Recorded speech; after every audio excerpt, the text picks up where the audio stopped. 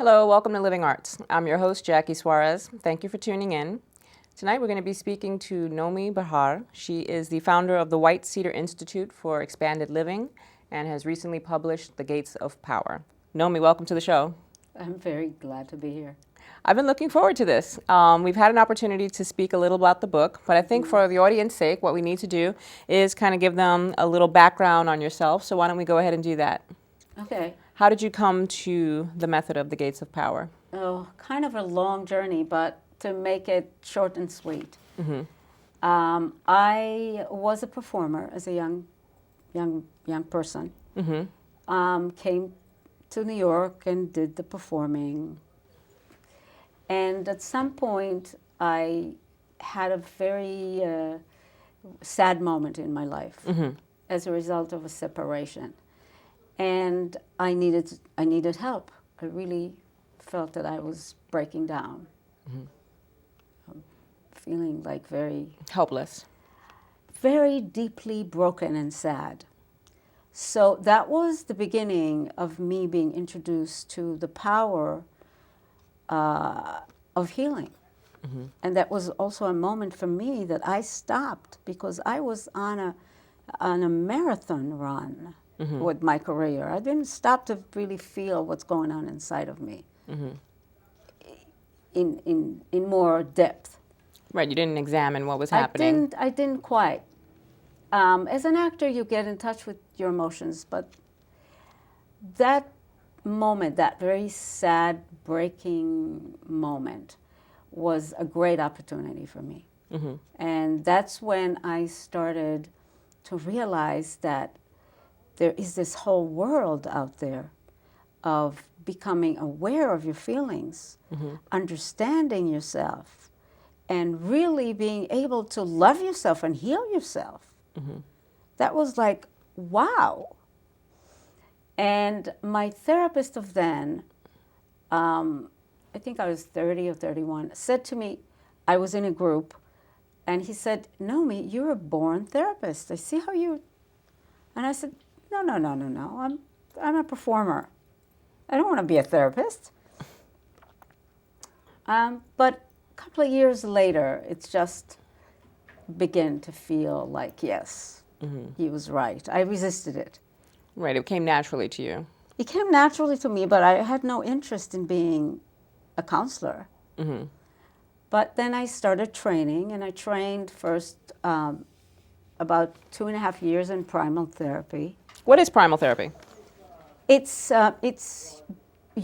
was called, or it's still called, scream therapy. Scream therapy, yes, by Janov. It's very deep regressions to a pre-verbal state. When you say pre-verbal, do you mean... Like infants. Okay. Infancy, because, trauma starts in the womb. Mm-hmm. And very young. So how do you get to that point? Is it hypnosis? No. There are techniques. Mm-hmm. And, it's too long to explain. Right, it's a process. Explain here, it's a process. But you regress people, and they become very defenseless in a good way. And then a lot of stuff comes out. And people are screaming and crying and shaking, but it's very deep release. It's not for everybody.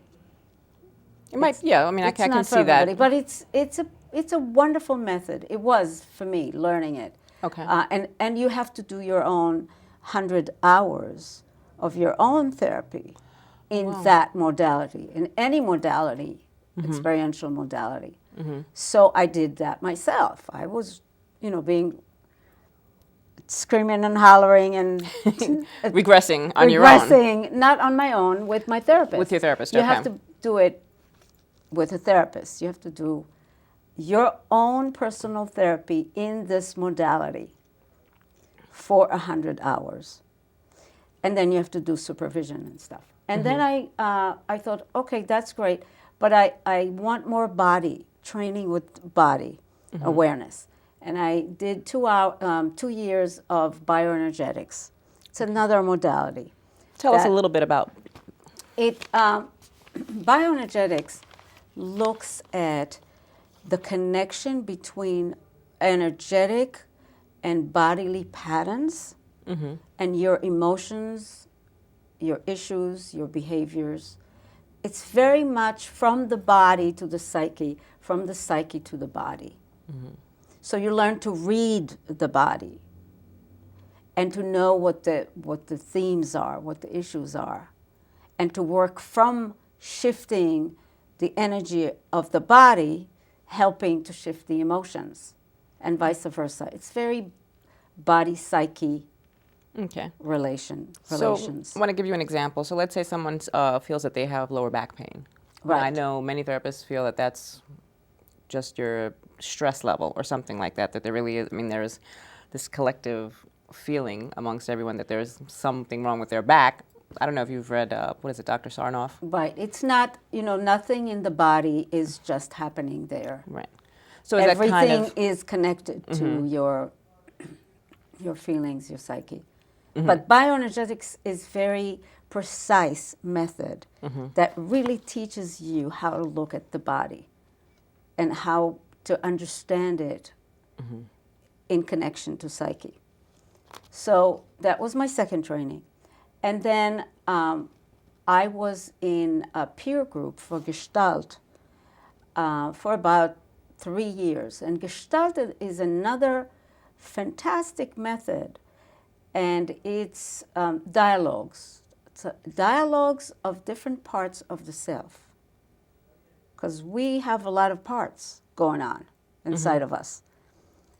So it's being very attuned to the different dialogues that are going on, the different voices within us, the different sides within us, and creating a more cohesive dialogue. Like all these different voices within us need to work together rather than conflicting and tearing us apart.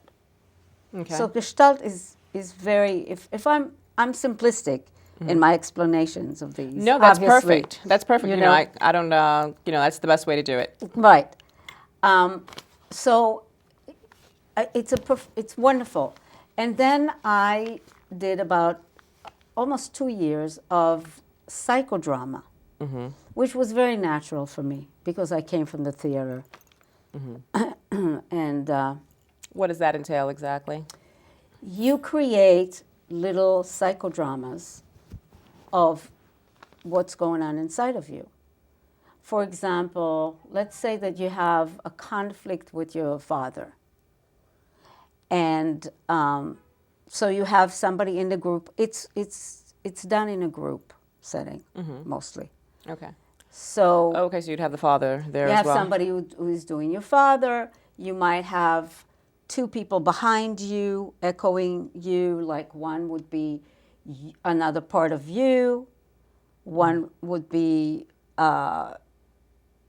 maybe your mother. You can create a whole, it's called psychodrama. Okay, and these are all just other people of the group. They're not actually the people they represent. Right.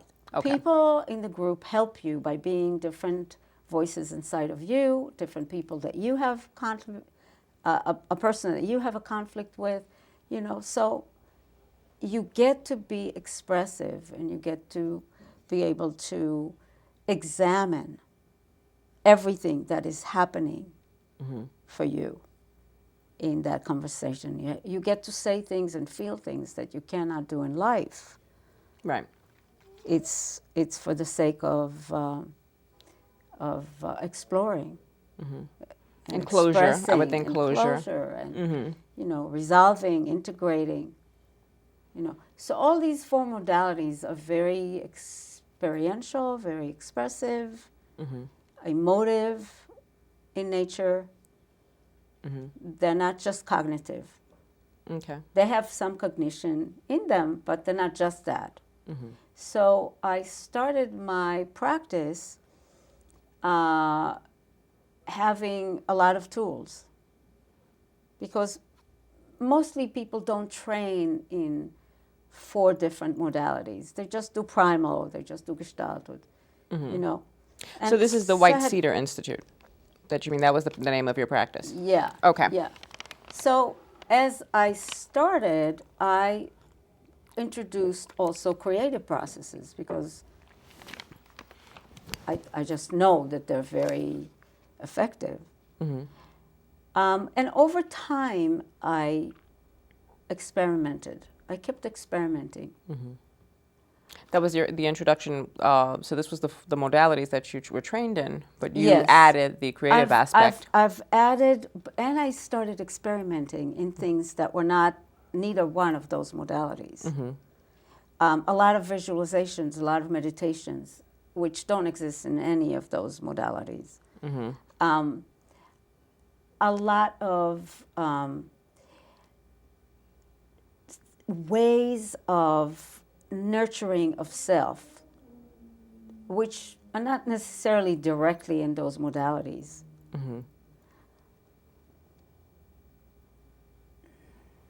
I experimented with people having conversations, but in a different way than Gestalt.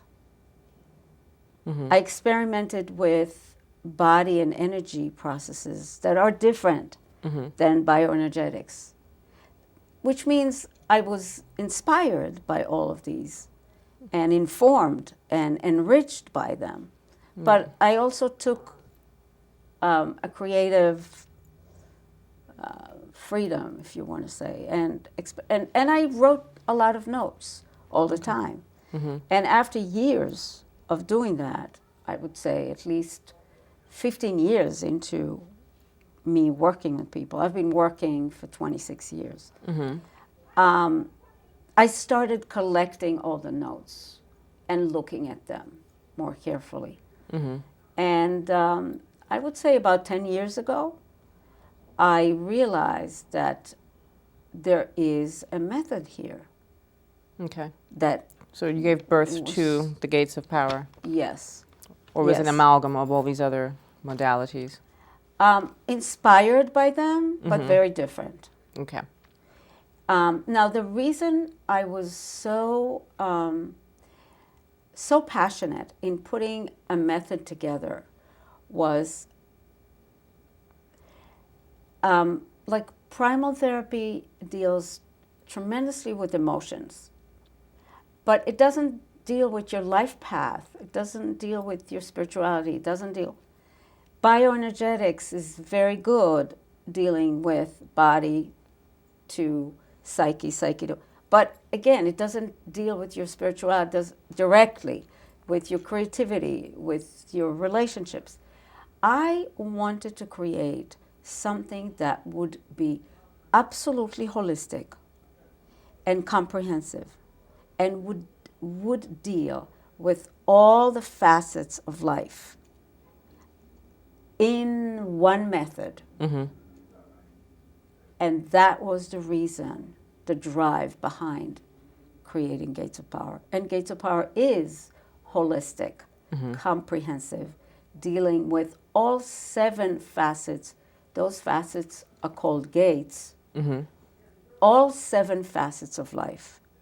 Okay, well, let's actually discuss that because I made some notes here. Why don't we give our audience just a little overview of what is meant, I guess, by each of the gates. And we'll start with the gate of body, the gate of the body. Is it gate or gates? Gate. Gate. Gate of the body. Right. There are 7 gates of your power, which means of the expression of your energy. They are, if we want to take an image, we can think about it as you being a home. And those gates are 7 panels, long windows of your home. And your light, which sits within the house, needs to be radiating through all these gates. Okay. The gates are channels of expression of your inner being. Does that make sense? Yes. So if they are blocked, barred, broken, full of mud, that doesn't work. because your light cannot stream through them. Right. And if your light, that inner light, is covered by defensive or negative thoughts, feelings, behaviors, then that light is dim. Mm-hmm. You know? So the method helps you understand where and how you are covering your own light. You are dimming it or shrinking it with behavior, beliefs, emotions, unresolved. So whatever obstacles are standing in front of your light being reflected through one of these panels. First, that light being a light. Okay. Most of the time, it's a light, but it has a shawl over it, like a dark something, shroud. Mm-hmm. Yeah, because we become very defensive very early in life. Protective, defensive. We lose the spontaneity, the authenticity of ourselves. Mm-hmm. So we lose our light. Okay. And then what happens is that those gates get blocked too. Mm-hmm. So the gate of the body is the gate of your body and your environment, physical environment. How is that reflecting of your power? And most of the time, that gate is congested for people. So you have tools to To make open that gate, and that would help open the light. Okay. When you open the light, it helps open the gate. And when you open the gate, it helps open the light. All really to make everyone more whole. To make you whole, to make you radiant. We are beings of energy and creativity and expression. So you want to open that field of energy that is us. And we want to open all the channels of expression, which are those gates. The 7 gates. Yes. So we have the gate of the body. And we know that when we're not feeling good, we're not really sitting well within ourselves, it shows in our body, or we might be neglecting our body. You know, so that gate is blocked. Gate of emotions, of course, we want that gate to be free. We want our emotions to flow freely and constructively. And we know that when the emotions are not really flowing, or if they're very dark and negative, it's going to affect that gate. Okay. Then you have the gate of dialogue, which is the gate of relationships with yourself and others. Okay. So we know that the way we feel about ourselves is going to affect how we are with others. Right. And we don't always have a great relationship with ourselves. We criticize, we shame ourselves, we put ourselves down. All right, that's a shroud on the light. Right. Well, most people are very, very hard on themselves. And we dredge up the past a lot, and we walk around with that. All of that is the shroud that I'm talking about. And it comes out of our defensiveness. So then we have the gate of creative expression, which is really important. It's a lovely gate of playfulness and creativity and fun and expression. And obviously that gate needs to be open for us to be happy. We need to be a little bit like kids. Then we have the gate of life path, which is your personal path. Your personal path, your lessons, as well as your contributions. and your mission, your direction, Right, your life's purpose, really. your What? life's purpose. And many times there are a few colors in that. It could be that you're here to teach, but you're also here to be a mom, and you're also here to grow. So life path is always woven of one or two important themes. Yeah, you know what I've noticed also, just in the attempt to know oneself or to figure out what it is that you were put here for, so to speak, can be really draining, being lost before you find what that thing is. Yes. And yes. It can be a really sore point for most people. Right. And you're lost because, again, of that defensiveness. Right. Because as a very young child, you are trying to find ways to protect yourself and be loved, and many times you twist yourself around to be what you think is expected of you. Right, to be a people pleaser so that you attain someone's love. To survive. Right. But then it stays, that way of being stays, and you're compromising yourself. And you continue compromising yourself, and then at some point you even forget who you really are. So yeah, it looks. So the gate of silence. Yeah, I just want to let you know, we're a little bit running out of time, so maybe we could just say that the gate of silence is one of the gates, as well as the gate of knowledge. Gate of knowledge, yes. So now the book was recently published. Not recent. Yes. Was it so published? So Yes. It's available through Amazon, Barnes and Nobles, and I think all the big bookstores, but Amazon for sure. Right. And So all Barnes and Nobles. all the information. What's like your next, or what's the summer looking like for you as far as promoting the book and places that you may be? Well, I'm going to do something at the Bean Runner here in Peekskill. Okay. A bunch of stores, bookstores in the city.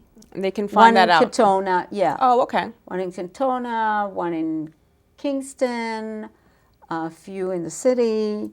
Okay. I'm going to do a wonderful lecture at a place called Ananda, which is a big yoga center. Okay. Where's that? Across the river. Okay, it's in Nyack. It's in Monroe, Harriman. Okay. Yeah. So there's a lot of little events, big events, Okay, so where do they get information about the book and places that you'll be appearing, and of course your practice? It's all in gatesofpower.com. Okay, so the gatesofpower.com. And Gates of Power method, which the book is based on, is a whole curriculum. It has 7 levels. And you do give workshops on these? Yes, level 1 to level 7. It's just like going white belt to black belt.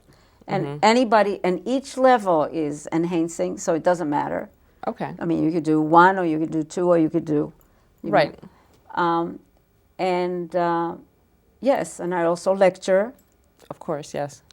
I do courses and Corporate workshops wellness. Yeah. And I do private sessions. I do couples counseling.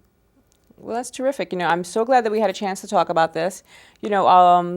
I'm just glad that I got to know a little bit about this method. I'm currently reading the book. Yes. So yes. Let's see what effect this has on me personally. Oh, it will have. I totally encourage, the Living Arts audience to go out and get this book and to work with it. There are a lot of reflective pauses in the book and ways to just work on yourself. And it's probably one of the most inspiring things I've come across in quite some time in the area of self-help. Right. It's practical. It's informative. It gives you a lot of case studies and stories. Right. It's more of a workbook as opposed to a book. Yes. So, Nomi, thank you for coming on the show. We really appreciate it. Thank you. That was a pleasure. Absolutely. So, Gates of Power by Nomi Bachar. I'm Jackie Suarez. I want to thank you for tuning in and being with us tonight. Hope you enjoyed the interview. You can like us on Facebook and go to the YouTube channel and subscribe. We have all of our past DVDs and videos on there. And thank you, and we will talk soon. Peace. Something that I call the protective coat. this defensive way of being. In Gates of Power, we call it the defensive self. Protective way of being that is all geared toward getting the love, looking good, making sure that we get the validation, making sure that we get the safety, the love from outside.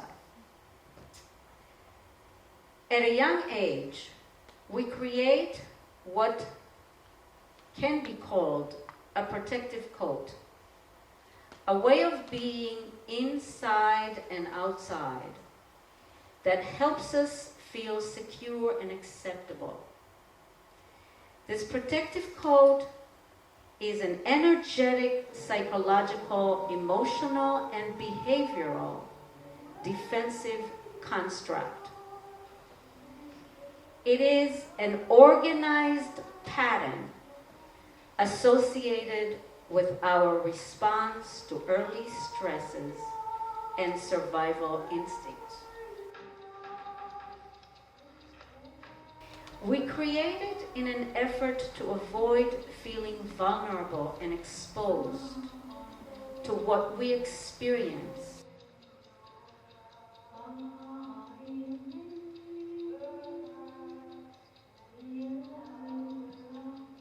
When our pain reaches a level we can no longer ignore, most of us begin to delve into the recesses of our souls in search of self-healing and self-awareness. And that is a good thing. Our suffering brings us to our wholeness. Much beauty, art, and love springs from suffering. The image that comes to mind is one of a dark, bottomless sea of emotions, pulling us under. Roped by fear, we're sinking. It feels like we're drowning. But there, in the midst of that darkness, if we can open our eyes, get used to the dark, find the courage to breathe, then sheepishly and tentatively begin to explore the deep and befriend it. If we can do that, we transform into divers. We are no longer victims of the waters, but explorers who begin to find treasures and enjoy the experience rather than dread and